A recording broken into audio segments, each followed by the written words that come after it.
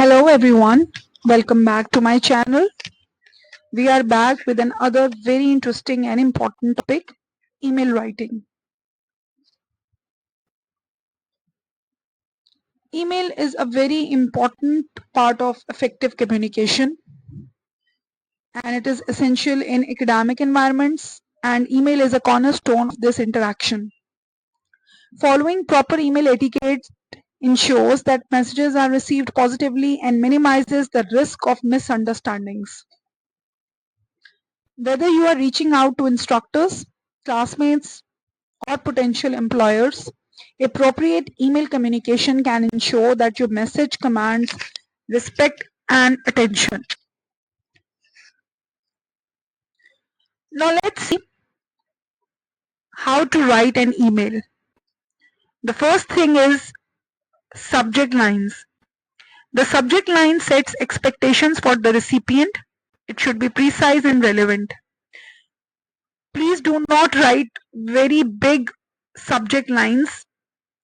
Sometimes what happens that the students or the people who are trying to write down something, they start writing everything in the subject line.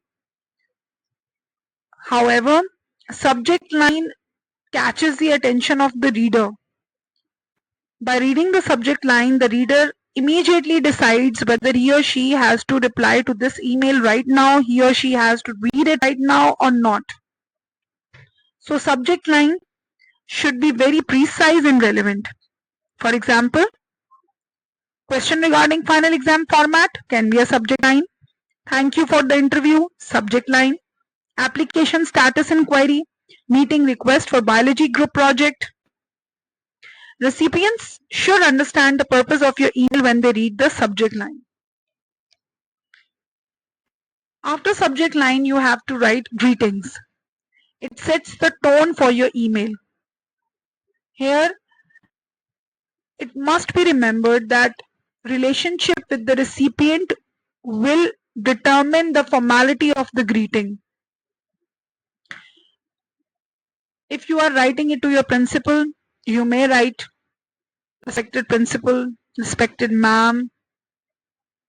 If you are writing it to your class teacher and if you know your class teacher very well, you have a good bond with your teacher, then you can write down dear teacher along with the name. If you are writing it to your class fellow, to your friend, then obviously you can write down dear friend or along with the name.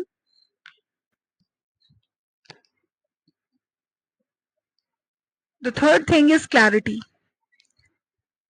Now, email should be very clear and concise, because if it won't be a clear one, if it will be a very long email, then it is going to affect its efficiency, understanding, and the overall effectiveness. So what you can do is, in order to write a clear and concise email, first organize your thoughts. You must know what you have to write and how much you have to write. Focus on one main point.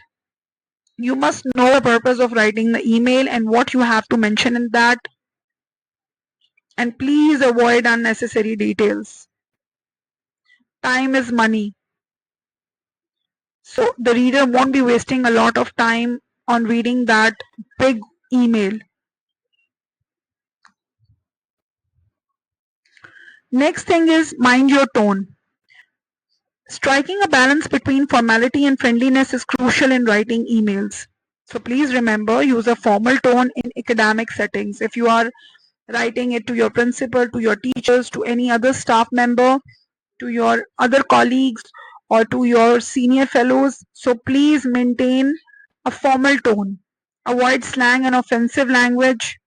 Be mindful of cultural things and always remain courteous and respectful. Don't get super emotional. Don't use bad language.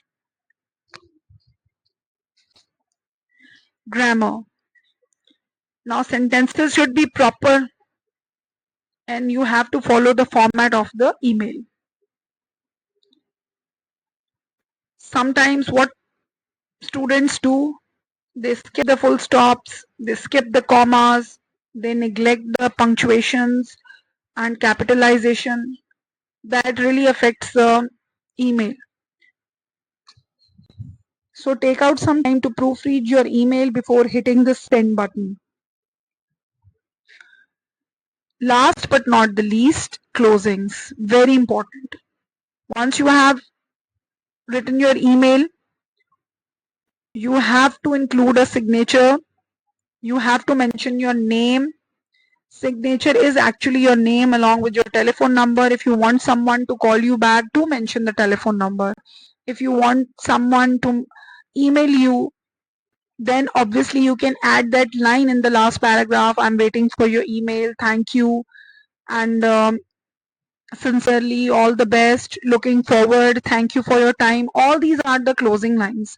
So after writing the closing lines, do mention your name along with, if you are the student, mention your class and section. Formatting. Formatting is something very important. It allows reader to read the email without any problem. The font size should be good. At least 12 times New Roman is a good standard format. You must align your text to the left side, and if there are any attachments, do recheck them. Have you attached the attachments or not? Now let's look at the example of a good email. There is a subject, dear Mr. Miss, along with the name, the starting line, introductory line, or the line where you are mentioning, I hope this email finds you well, is a good line. You can add that. Then you mention the details, and the closing paragraph, could you please clarify? It's a good closing line. Then it's written, thank you for your time and help, sincerely, your name and all the details. So it's a good email because the format has been followed. All the elements of an email are present in this email. Instead of writing a very big email, writing extra unnecessary details, not mentioning names, not mentioning greetings, that would have affected your email a lot. So try to include all the elements of an email. Now look at this example.